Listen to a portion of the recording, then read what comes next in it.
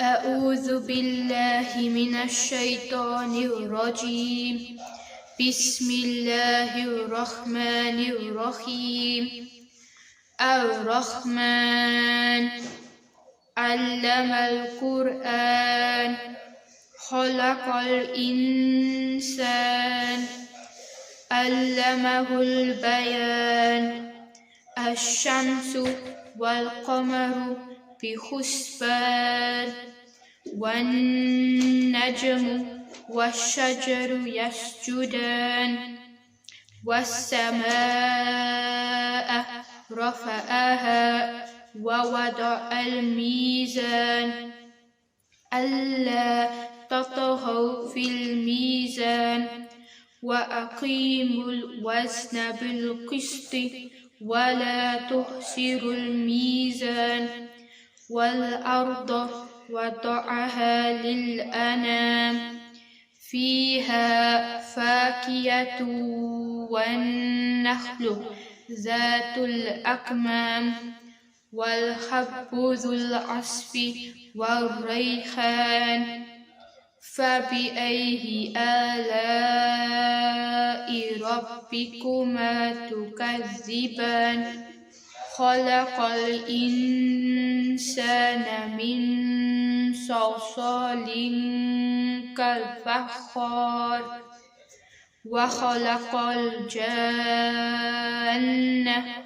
من مارج من نار فبأي آلاء ربكما تكذبان رب المشرقين ورب المغربين فبأي آلاء ربكما تكذبان مرج البحرين يلتقيان بينهما برزخ لا يبغيان فبأي آلاء ربكما تكذبان.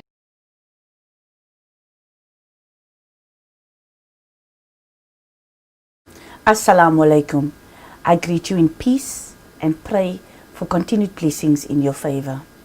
Shukran for extending this platform to me as well as the organization which I represent, the Women's Legal Center. And we are also internally grateful to the Claremont Mosque for spotlighting the most vulnerable in our society. Today, I will be focusing on a victim-centered approach to sexual violence. We all know, sadly, 40% of South African women are bound to experience some form of sexual violence in their lifetime. What this means is that 12 million females will have encountered sexual violence or violence in their life.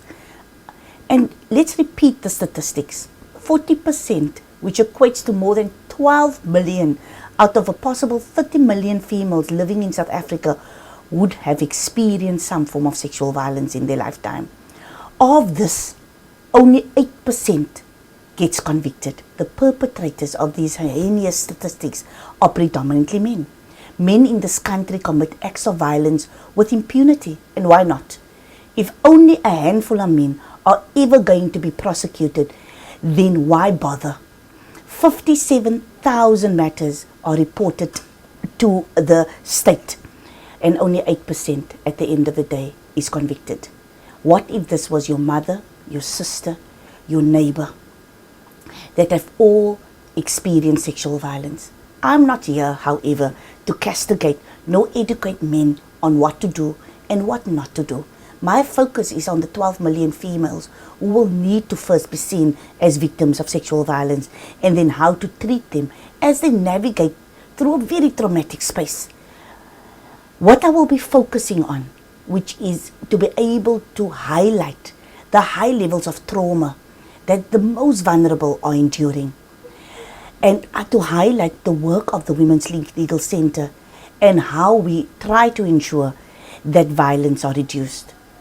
We also highlight, or I will be highlighting, what the impact of COVID-19 and the lockdown had been on women, the roots of violence against women.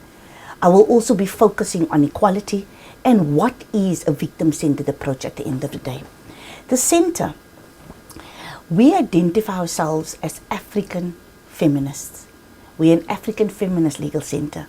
And our feminism is born from the experiences and the challenges faced by African women, as well as the unique solutions to these challenges that have been developed through intersectionality in Africa by its women. The center advances women's rights and equality by using the law as a tool for social change, and we do this through litigation, and we do this through advocacy, education, empowerment, as well as training.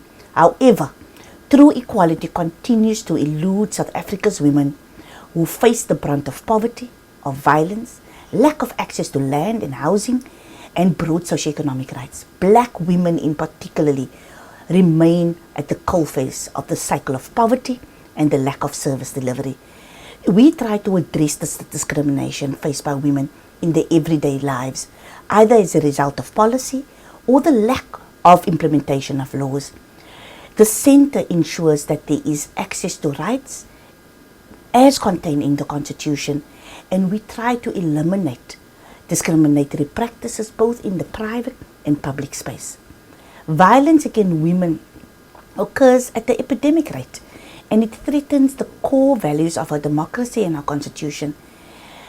And sadly, despite the advances that have been made in the introduction of legislation, our constitutional provisions, we have only witnessed an increase in the number of sexual assaults and rape of women, and violence, general violence against women. And sadly, these cases go unreported. Implementation remains an illusion for many, and it renders legislation and policies ineffective and meaningless to so many women attempting to exercise their constitutional rights. Access to justice remains an obstacle for many, many women. Our Constitution ensures that equality is a foundational value in our democracy and substantive rights entrenched in our Bill of Rights. At the end of the day, why does black women face inequalities on a daily basis? It is because of the violent settings which they find themselves in due to the intergenerational cycles of poverty and the violence. COVID-19 has highlighted the systemic inequalities in our country, and we need to approach violence through a victim-centered approach. The center, as well as many civil society organizations, ensures that women's safety and security, both in public and in private spaces, are accessed at the end of the day. COVID-19 rendered those already vulnerable to human rights violations, like women and children, even more vulnerable to further violations. And women and girls in poor communities were at the forefront and remain at the forefront of the different forms of discrimination which were compounded by lockdown, by the pandemic, as well as measures taken to address the pandemic. The focus was not women-centered. Women were rendered vulnerable in the context of the high levels of gender-based violence in South Africa. We all know that women who are locked down it has become impossible for those women to access justice. In South Africa, we know that in times where family members, because of the socioeconomic circumstances that they are in, were compelled to spend large portions of time in circumstances that was not conducive, and what we saw was an increase in domestic violence, as well as sexual violence within communities. And what we've also seen is that women seek legal advice, but they cannot access it due to the barriers of lockdown.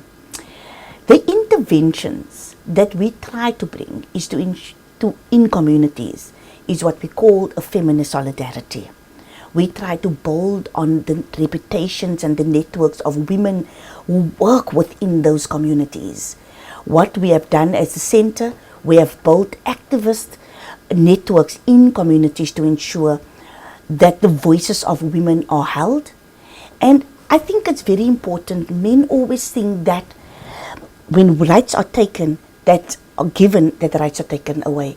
This, at the end of the day, is not a zero-sum game. The root of GBV lies in inequalities. It lies in the unequal society. And according to the United Nations Special Rapporteur on Violence, violence inherited from apartheid still resonates profoundly in today's society, in our society. And it's dominated by deeply entrenched patriarchal norms and attitudes towards the role of women, which makes violence against women and children, especially in informal settlements and in rural areas, almost like an accepted social phenomena. As stated before, GBV, the root of GBV lies in unequal gender power relations, and it's based on dominant norms, which is linked to binaries within our community, as well as it is the result from social rejection of alternate as well as gender and sexual identities. The cause of GBV cannot be attributed to a single factor, but an interplay of individual, community, economic, sadly religious factors within the different levels of a society, and it perpetuates inequalities.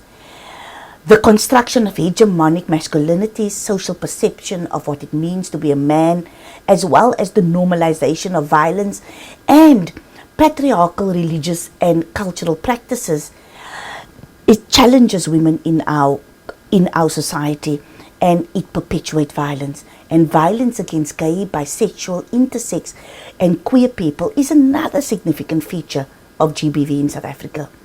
The normalization of sexist attitudes across South African society is evident in the finding that both men and women, which is the highest percentage of individuals, is acceptable for a man to hit a woman. And it was also acceptable to hit a woman if she burns the food. This suggests that the internalization of dominant gender norms are maintained and perpetuated, and practices which devalue and undermine and violate people on the basis of gender and sex, as well as sexual orientation and gender identity, is a daily occurrence in our community.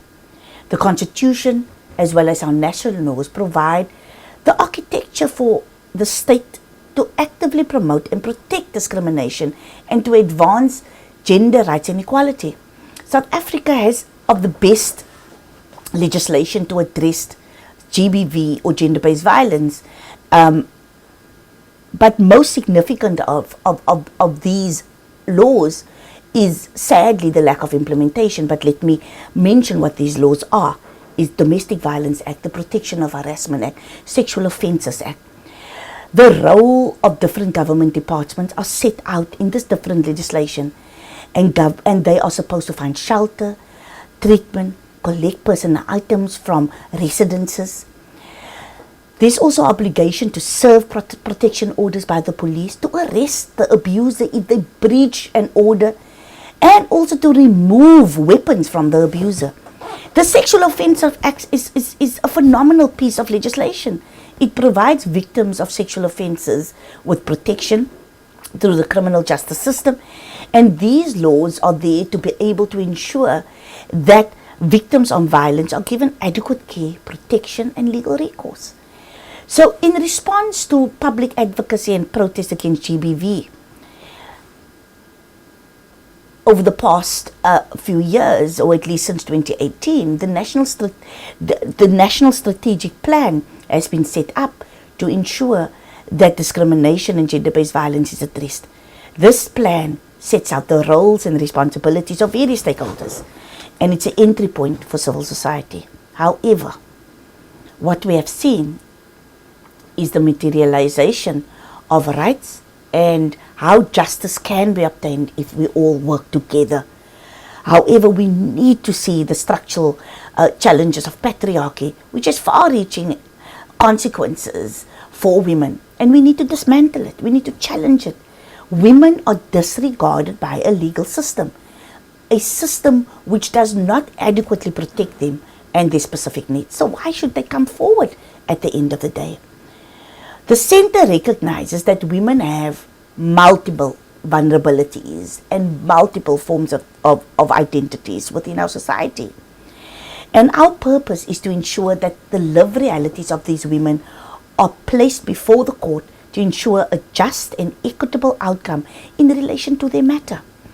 We look or try to look beneath the surface of the law to identify the gender implication of laws and policies and assumptions and stereotypes underlying the laws, so that we can ensure that those rules don't perpetuate women's subordination and discrimination at the end of the day. I've said this before, true equality is an illusion if we don't address the violence and the unequal power relations in our society. Our theory is that the entrenchment of substantive equality through a feminist lens within the broad women's rights framework, as well as ensuring our constitutional rights to equality and freedom and security of a person, including the adoption of special measures required to address the vulnerabilities of poor and disadvantaged women, and ensuring that these vulnerabilities are better understood. We need to ensure that the law is sensitive to the needs of women. We need to ensure that legal frameworks and standards of implementation at the end of the day are complied with based on international and constitutional obligations. We must also ensure that women's voices remain center, and it needs to be heard in the home and in our communities, as well as in the private and the public places of our work. And we need to ensure that policies and processes remain gender sensitive, and government's responses need to uphold and protect the rights of women. The systemic challenges we need to address at the end of the day, and we need to be able to ensure that we develop jurisprudence which ensures that there's sensitivity in our courts. With this broad context of where women find themselves, what does an intersectional feminist approach to sexual violence really look like? In fact, this question for me can be answered in a very simple way, and actually in 3 words. We believe her. But let's unpack this. What does this really mean in the real world? Why do women not come forward? It is because of victim blaming. It's because of secondary victimization. It is because of behaviors within institutions, which includes religious and community institutions, where women are discriminated against, and women who name the perpetrator at the end of the day are the law is used to be able to oppress. Yes, the law. Usually a victim of a survivor of gender-based violence is silenced also by our own system due to the complicated factors, which includes, sadly, the failure of the NPA, the SAPS, police, Department of Social Development, and the experiences of victim blaming and shaming, the speaker's own sense of shame, the refusal of the perpetrator to apologize, to acknowledge the act, as well as the victimization of family members, of friends, of people that are very close to the victim. Increasingly, victims and survivors of gender-based violence are naming perpetrators on the public, and there has been a massive outcry in our social media in terms of why this is done. The named perpetrators, at the end of the day, again, respond, as I said before, with legal mechanism. So what do? They apply for domestic violence interdicts to silence the victims who are speaking the truth. They bring defamation cases. At the end of the day, they bring criminal cases. And they know that the system in itself is not carrying women, and the only outlet that they do have is social media. So, if we want victims to use the system, how should it look? We must, at the end of the day, women are not to be blamed. The blame of it comes from the perpetrator, the employer, colleagues, the society at large, and the media. The blame remains completely misplaced, and it perpetuates and it fosters a culture of victim blaming, a culture where victims are marginalized, made to feel that they cannot come forward and have their, and also ensure that their harassers or abusers, rapists are held accountable for their actions. A culture like this is dangerous because it normalizes behavior. It normalizes violence. And this is why we must do more to ensure that women are provided with spaces and environments which are safe, where they can speak and they are heard. In order for us to do this, we must be willing and open to be held accountable for our role also in upholding and protecting an environment where abuse takes place. Especially because we are all aware that we are operating within a patriarchal system where violence is woven into the fabric and texture of our communities and organizations, as well as societies and sadly our homes. We cannot afford to second guess any of the victims in any of the cases. We must refuse to participate in the practice of silence and silencing that has been used under the guise of maintaining individual and I would say broadly organizational reputations. We need to ensure that when we put in place mechanisms to address sexual violence, we do not do so without taking into account the very women that such processes seek to assist and provide justice to. Some very basic ways that we can do this and we need to adopt is that we need to recognize that victims are never responsible for the crimes committed against them and that offenders are responsible. We need to prioritize safety and privacy as well as the well-being of victims. We need to understand the impact of victim trauma and how it affects on the victim behavior. We also need to limit the number of times a victim has to talk about the assault or the violence perpetrated against them. A victim-centered approach encapsulates different approaches, but at the center, it centers women, and we try to ensure that they feel safe and that they can speak out. Statistics reveal that only 8% of 57,000 matters that get reported are convictions at the end of the day. The Centre continues therefore to advocate for a victim-centered approach. This is the only way to ensure that the voice of women are heard. And we are here to stand shoulder to shoulder with our sisters. And we ask that religious institutions and communities listen to women that come out. We all need to check our own privilege and our own internalization of patriarchy and women and children in South Africa, because sadly are at the war. Perpetrators are left loose, and we need to recognize that the solutions we need to be able to find in our communities ourselves. And at the end of the day, men need to ensure that they also change their behavior towards women, whether or not it's in the home, whether or not it's in communities, or whether or not it's in different institutions. And they too must find the solutions to be able to ensure that violence is addressed. Assalamu alaikum, and shukran again for having me as well as the Women's Legal Center, and to express our views on how violence in our society can be addressed by all of us.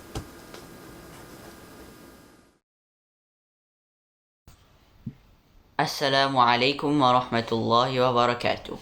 My name is Amar Hussein and I am from Cape Town. I would like all of you to join me in dua. Bismillahir Rahmanir Rahim. Alhamdulillahi Rabbil Alameen. Wassalatu wassalamu ala khatimil anbiya'i wal mursaleen.